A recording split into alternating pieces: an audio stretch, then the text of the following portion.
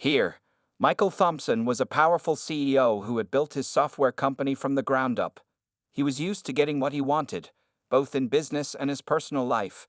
When Sarah Davis joined the company as head of sales, Michael was immediately drawn to her talent, ambition, and beauty.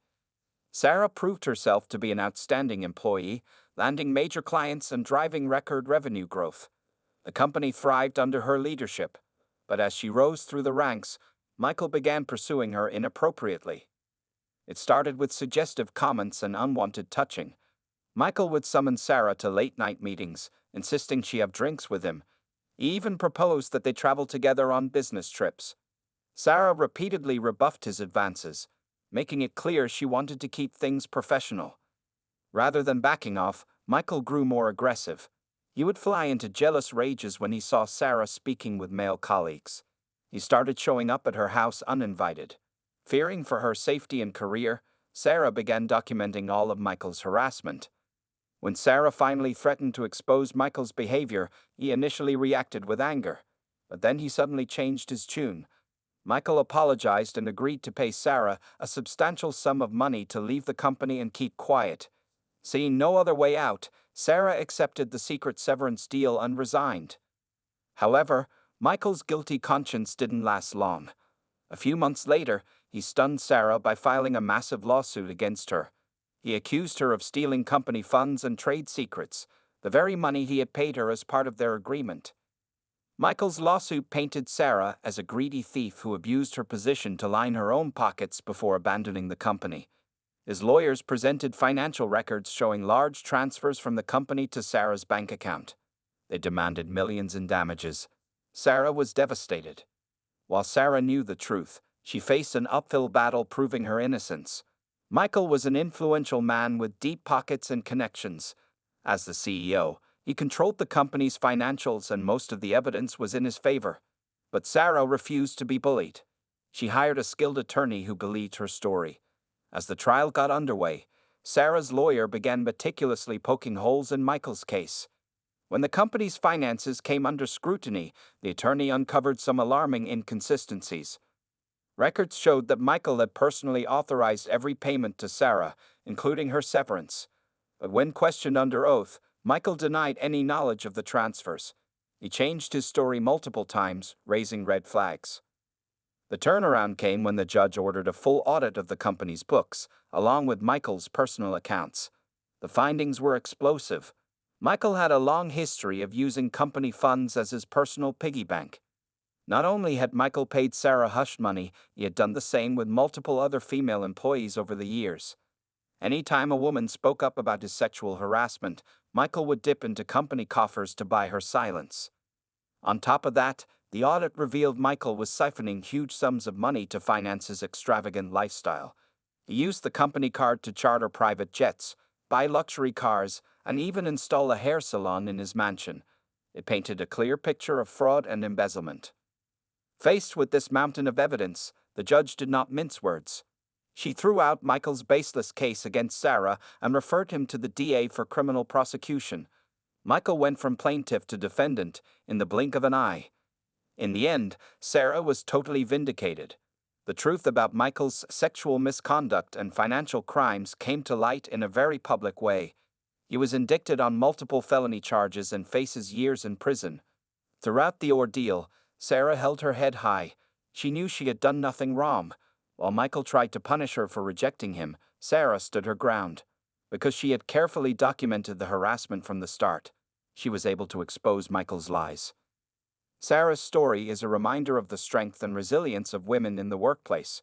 She not only survived a toxic boss, but toppled a corrupt CEO. By bravely speaking truth to power, Sarah achieved justice and made her company a safer, more ethical place to work. Her courage in the face of intimidation is an inspiration to employees everywhere. After Michael Thompson was indicted on multiple criminal charges, Sarah Davis thought her nightmare was finally over. She looked forward to putting the trauma behind her and moving on with her life. However, the media firestorm surrounding the case was just beginning. As a high-profile CEO, Michael's downfall quickly became front-page news.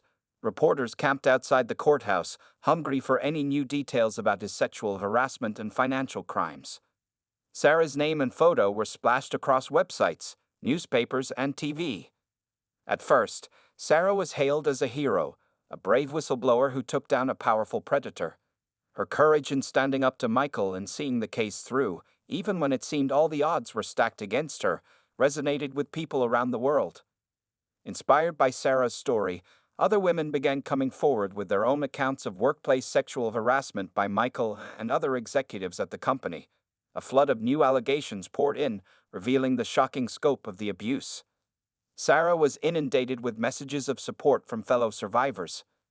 However, the tide started to turn as Michael's high-priced defense team launched an aggressive smear campaign against Sarah. Suddenly, false stories began circulating claiming that Sarah was an unstable mistress who seduced Michael and was now trying to blackmail him. Some media outlets gave the bogus allegations as much weight as the court's findings. Sarah was utterly blindsided by the vicious counterattack on her character. Despite the judge's clear ruling that Michael's lawsuit was baseless and that he had committed crimes, Sarah found herself on trial in the court of public opinion. Everywhere she went, people whispered and stared. Her personal life was picked apart. Long-forgotten social media posts were dredged up and twisted. Sarah's mental health history was leaked, with anonymous commenters saying she was crazy. She began receiving death threats. The harassment grew so bad that Sarah had to hire her own security detail. She became a virtual prisoner in her own home, afraid to go out in public. All the while, Michael was out on bail, free to spread lies about her. As the criminal case against Michael dragged on, Sarah felt increasingly isolated and overwhelmed. The constant stress took a toll on her physical and emotional well-being. There were moments when Sarah wanted to give up, to recant her story, and hide from the world. But then Sarah would remember the other victims who were suffering in silence. She thought about how hard she had fought for justice, not just for herself, but for all the women Michael had abused over the years. Sarah knew she had to stay strong for them. Drawing on her inner strength, Sarah continued cooperating with prosecutors to ensure Michael faced accountability for his actions. She also filed her own civil lawsuit against Michael and the company for the retaliation and defamation she suffered. During the trial, Michael took the stand in his own defense and promptly perjured himself. He denied ever harassing Sarah, despite dozens of emails, texts, and witnesses proving otherwise. His lies were so blatant that the jury convicted him on all counts in just hours. At the sentencing, the judge threw the book at Michael, handing down a lengthy prison sentence and massive fines. He was also ordered to register as a sex offender. It was a resounding victory for Sarah and his many other victims. In her own civil case, Sarah won a significant settlement from Michael and the company. But more important than the money was the non-monetary relief. The company agreed to major reforms to prevent future sexual misconduct, including new training, reporting systems, and independent oversight. Sarah's lawsuit also set important legal precedents, making it easier for sexual harassment victims to sue their employers and abusers. The case law established that victims have protections against retaliatory lawsuits and defamation. These landmark rulings have been hailed as a turning point for workplace equality. While it was the fight of her life, Sarah says she would do it all over again. She is proud that she not only survived, but made a difference. By standing up and speaking out, Sarah gave voice to countless other victims and made the world a little safer for working women. Her story will be taught in law schools and inspire generations of advocates. Today, Sarah is thriving in her new career as a sought-after speaker, consultant, and activist. She is dedicated to empowering other survivors and creating cultural change. While her path was painful, Sarah believes it led her to her true purpose. Looking back, Sarah wouldn't wish her experience on anyone, but she encourages other victims to find their courage, hold abusers accountable, and never stop fighting for justice.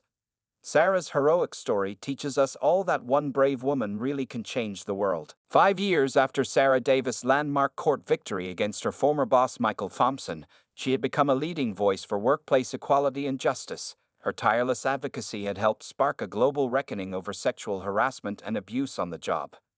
Sarah crisscrossed the country, giving speeches, leading workshops, and testifying before legislators. She shared her story. Tage was one of resilience, empowerment, and the importance of speaking truth to power.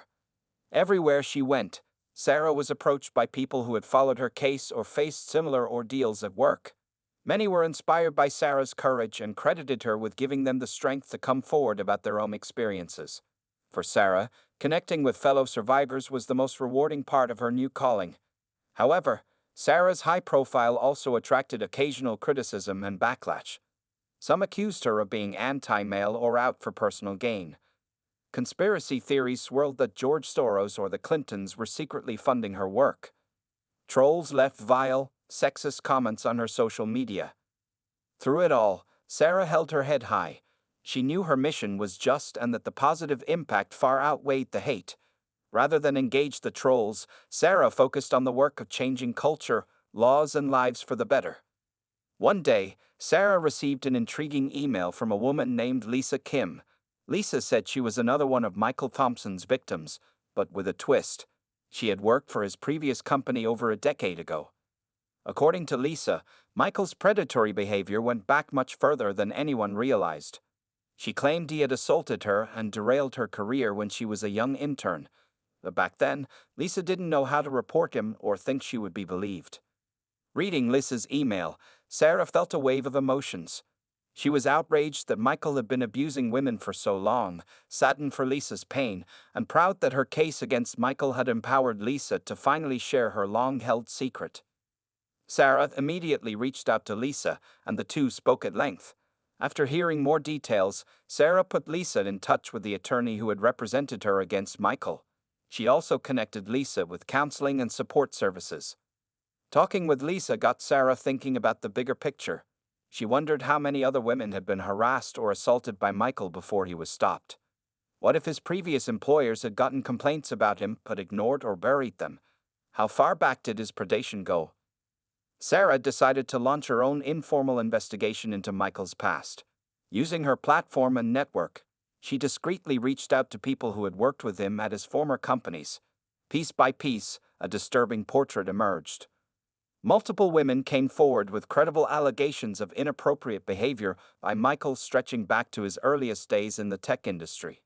A pattern of misconduct had followed him from job to job, but each time, it seemed Michael evaded accountability until he finally met his match in Sarah.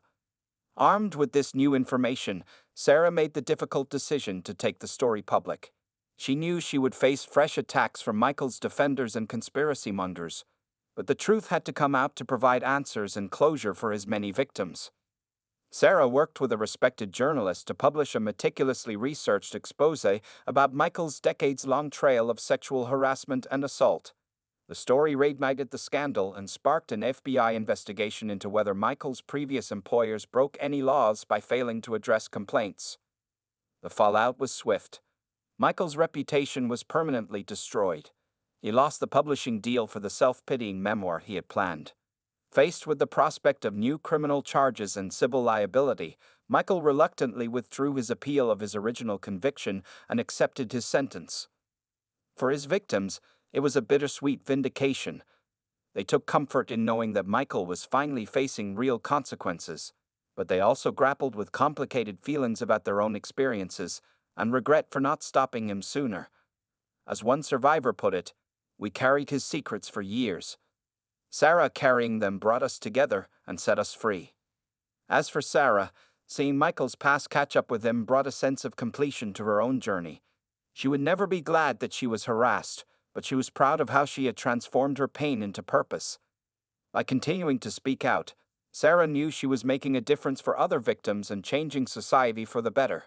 Her story had revealed the truth about a serial predator, but also a deeper truth that women standing together have the power to take down even the most formidable abusers and make workplaces everywhere safer and more just. After the bombshell revelations about Michael Thompson's long history of sexual misconduct, the FBI investigation into his previous employers quickly gained steam.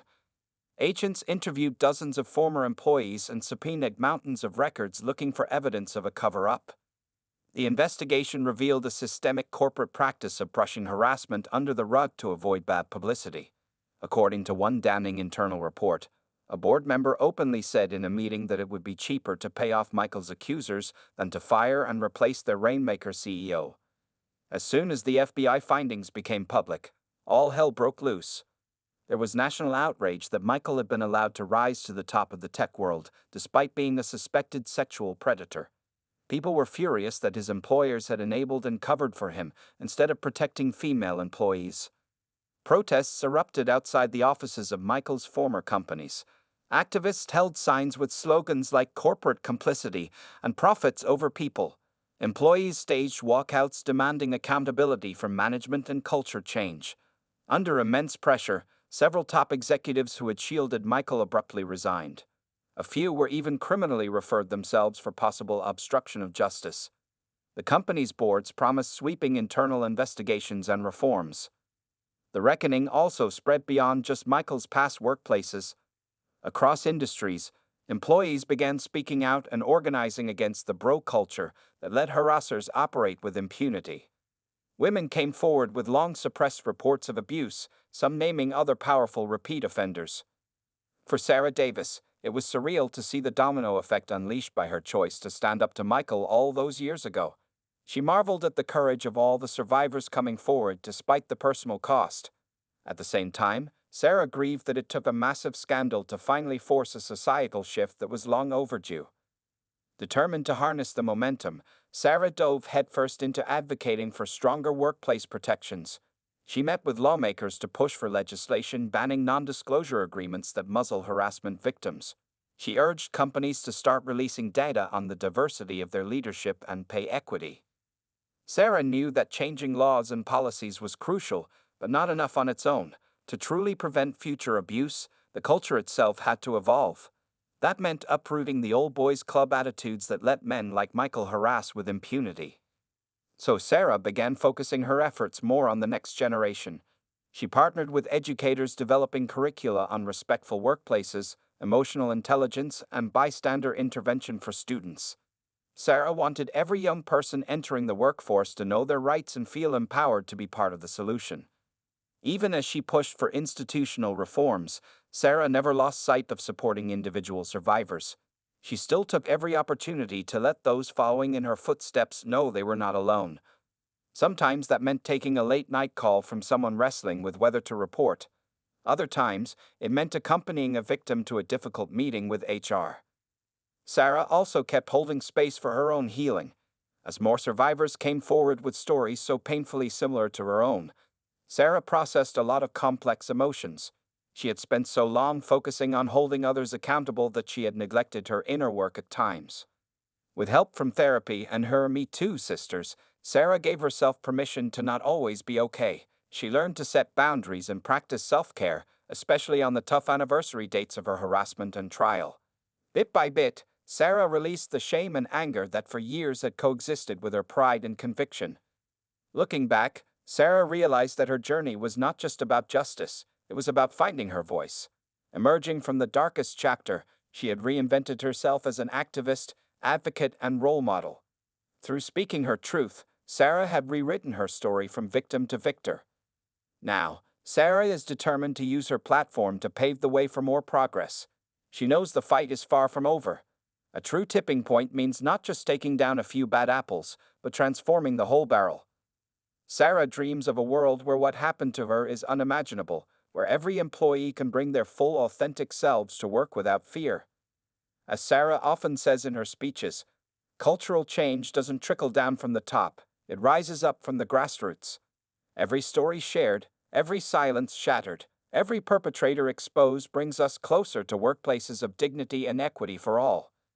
Sarah's legacy will be igniting that revolution, one voice at a time. A decade after Sarah Davis first stood up to Michael Thompson, the world looked very different thanks to the movement she helped spark.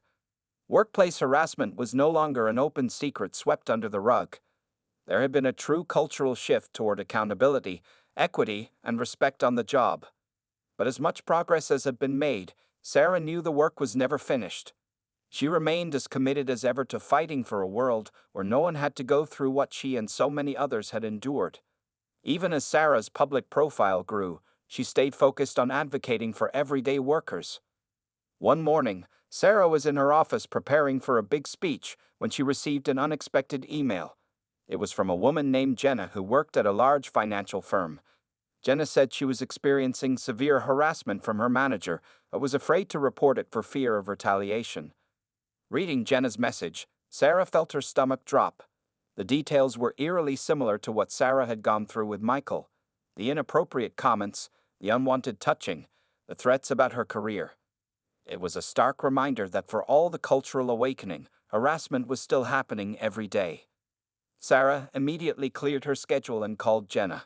On the phone, Jenna poured out how alone and trapped she felt. Her harasser was very senior and well-liked at the company. Jenna worried that if she spoke up, no one would believe her and she would be fired. She was a single mom and couldn't afford to lose her job. Sarah's heart went out to Jenna. She reassured her that the abuse was not her fault and she had every right to a safe workplace. Sarah also reminded Jenna that retaliation for reporting harassment is illegal. She walked Jenna through documenting the incidents and connected her with resources for victims. Most importantly, Sarah promised Jenna that she had her back. She offered to help her navigate the process of filing an official complaint. If needed, Sarah said she would personally advocate for Jenna and publicly call out the company. She wanted Jenna to know she was not alone. With Sarah's support, Jenna found the courage to report her harasser through the proper channels. But when weeks passed with no response from HR, Jenna grew anxious and frustrated. She confided in Sarah that she was starting to regret saying anything. Sarah knew all too well how the system could fail survivors. She sprang into action, leveraging her platform to privately raise the alarm at the highest levels of Jenna's firm. In a matter of days, the company launched an investigation and suspended Jenna's harasser pending the outcome. When the inquiry confirmed Jenna's allegations, the manager was swiftly fired. The company issued a public apology and committed to overhauling its harassment policies and training. Jenna was given a hefty settlement and a promotion. Justice was served. For Sarah, Jenna's victory was bittersweet. She was proud to have helped Jenna find her voice and hold her abuser accountable, but Sarah wished it hadn't taken her personal involvement for the company to do the right thing. She hated that getting justice still depended so much on privilege and power. The experience renewed Sarah's determination to keep fighting until safe, dignified workplaces became the norm for everyone. She knew it wouldn't happen overnight, but Sarah believed wholeheartedly in the power of collective action to drive real change. So Sarah kept crisscrossing the country, giving talks and leading workshops on building cultures of respect. She kept pushing lawmakers to strengthen employee protections. She kept amplifying the stories of survivors and empowering them to advocate for themselves and others. Sarah shared her personal journey, but focused on the larger cultural shift she had witnessed. She celebrated all the brave individuals who had broken the silence and forced society to confront the reality of workplace abuse. "We have made undeniable progress, but the work is not over," Sarah said. "Harassment is not just about a few bad apples, but the systems and power dynamics that enable them.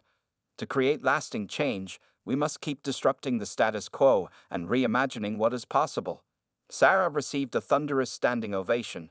Afterward, countless people came up to share how her story had inspired them to take action in their own lives and workplaces. Many were in tears, seeing themselves in Sarah's journey. Walking out of the auditorium that night, Sarah's heart was full. She knew her path had been painful, but also purposeful. By transforming her trauma into activism, Sarah had not only reclaimed her own life, but touched countless others. She had become living proof that speaking truth to power, no matter the odds or obstacles, can change the world. The fight for justice is never over, but with the power of their collective voices, Sarah knows that together, we will win. 20 years after Sarah Davis first spoke out against workplace harassment, the world was a very different place. What had once been a taboo topic was now a national conversation. There were new laws, corporate policies, and cultural norms aimed at preventing and punishing abuse on the job. The #MeToo movement had gone global, toppling powerful abusers across industries. But even with all the progress, Sarah knew there was still much work to be done. Harassment remained all too common, especially for the most vulnerable workers. Survivors still faced backlash and barriers to justice. Problematic power dynamics persisted. As she entered her third decade of advocacy, Sarah often thought about how to create deeper, more systemic change. She wanted to address the root causes that enabled harassment in the first place, things like pay inequity, lack of diversity in leadership, and cultures of unchecked entitlement. Sarah began focusing more of her efforts on proactive, preventative measures rather than just reactive responses to abuse. She partnered with companies to implement cutting-edge anti-harassment training and reporting systems. She worked with schools to teach concepts of consent and respect from an early age. Returning from her travels, Sarah was more convinced than ever that real change required a holistic approach. Harassment didn't occur in a vacuum. It was inextricably linked to larger systemic inequities. Creating safe, dignified workplaces for all meant confronting thorny issues like racism, sexism, and classism. So Sarah began using her platform to advocate for bigger picture reforms. She called for stronger laws around equal pay and paid family leave. She pushed companies to implement more transparent compensation and promotion practices. She challenged leaders to reckon with toxic masculinity and white supremacy culture. Not everyone appreciated Sarah's more expansive vision. Some accused her of going too far, of letting her activism drift into unrelated social justice causes. But Sarah was undeterred. She knew that building workplaces where everyone could thrive required dismantling the interlocking systems of oppression. As Sarah's work evolved, so too did her personal life. With more perspective and healing, she was able to forge a healthy romantic partnership built on mutual respect. She also reconnected with old friends and made many new ones in the survivor activist community. Sarah knew her journey was ongoing, but she had found peace and purpose. She no longer defined herself by her worst experiences, but by her resilience and impact. While the pain would never fully disappear, it no longer controlled her. Sarah's story was one of post-traumatic growth. And then the unthinkable happened. Sarah received word that Michael Thompson, the man who had harassed her all those years ago, was up for parole. He had served 15 years of his sentence and was pleading for early release based on good behavior and advanced age. The news hit Sarah like a gut punch. She had long ago stopped thinking about Michael, focused instead on her own healing and advocacy. But now, she was forced to confront the past anew. Part of her wanted to ignore it, to rise above, and not let Michael take up any more space in her life. But Sarah knew she had to weigh in. She owed it to her younger self, and to all the survivors who looked to her, to hold Michael accountable one last time. So Sarah wrote a powerful victim impact statement urging the parole board to deny Michael's request. At the hearing, Sarah read her statement with raw honesty. She talked about the lasting toll of Michael's abuse, the nightmares, the trust issues, the fear. But Sarah also spoke about how far she had come in spite of it. She was not a broken woman, but a resilient fighter. Michael no longer had power over her. In the end, the parole board sided with Sarah. They ruled that Michael still posed a threat and needed to serve his full sentence. He would remain behind bars another 5 years. For Sarah, it was a final vindication, a recognition of the seriousness of his crimes and the validity of her pain. Walking out of the hearing, Sarah felt a sense of lightness and closure. She had faced her abuser head-on and prevailed. But more than that, Sarah realized just how much she had healed. She no longer needed external validation or revenge to feel whole. Sarah had found her true power, and it came from within. She was at peace with her past and energized for the future. Sarah knew her work was far from over, but she was ready for the next chapter. With an open heart and fierce determination, she would keep leading the charge to build a world of justice and dignity for all. 30 years after she first spoke out, Sarah Davis had become an icon of the global movement against workplace harassment. Her tireless advocacy had helped reshape laws, policies, and cultural norms around the world. But even as she was celebrated as a trailblazer, Sarah remained focused on the work ahead. In her role as a senior advisor to the UN, Sarah was developing international standards for harassment-free workplaces. She brought together leaders from business, government, and civil society to establish a universal code of conduct. The goal was to create a consistent framework that could be adapted to any context. As part of the project, Sarah traveled to countries where the fight against harassment was still in its early stages. She met with women's groups in factories, on farms, and in the informal economy. Sarah was humbled by their resilience in the face of overwhelming odds. Back home, Sarah continued her work to support individual survivors. Even as the movement grew, she never lost sight of the personal toll of harassment. Sarah knew that for every high-profile case, there were countless others suffering in silence. One day, Sarah received a letter from a woman named Maria who worked as a janitor. Maria described enduring months of abuse from her supervisor, who threatened to have her deported if she told anyone. With nowhere else to turn, Maria had reached out to Sarah as a last resort. Sarah was heartbroken and outraged by Maria's story. She personally called the CEO of the cleaning company to demand an investigation. When the company failed to act, Sarah helped Maria file a formal complaint with the state labor board. She also connected Maria with legal aid and trauma services. In the end, Maria's abuser was fired and the company was forced to overhaul its harassment policies. For Sarah, it was a reminder of the life-changing impact of solidarity and advocacy. She made sure Maria knew that her story mattered and her voice had power. As Sarah entered her fourth decade of activism, she often reflected on the remarkable progress she had witnessed. The world had come a long way from the days when harassment was just an accepted part of working life. Countless survivors had found the courage to speak out and demand change. But Sarah also recognized the immense work still to be done. Even with stronger laws and shifting norms, harassment remained pervasive, especially for marginalized communities. Trauma and retaliation were still far too common. Justice was still elusive for many. In moments of doubt, Sarah drew strength from the incredible network of activists she had helped build. She marveled at the young leaders taking the movement to new heights, the women of color challenging racism and misogyny, the LGBTQ trailblazers fighting discrimination, the working class organizers demanding dignity. Sarah knew that the struggle would likely continue long after she was gone, but she also had faith in the collective power of survivors to keep bending the arc of the moral universe towards justice. In her final years, Sarah poured herself into mentoring and supporting the next generation. When Sarah passed away at the age of 85, the world mourned a giant. Tributes poured in from every corner of the globe, celebrating her as a visionary leader who had changed the course of history.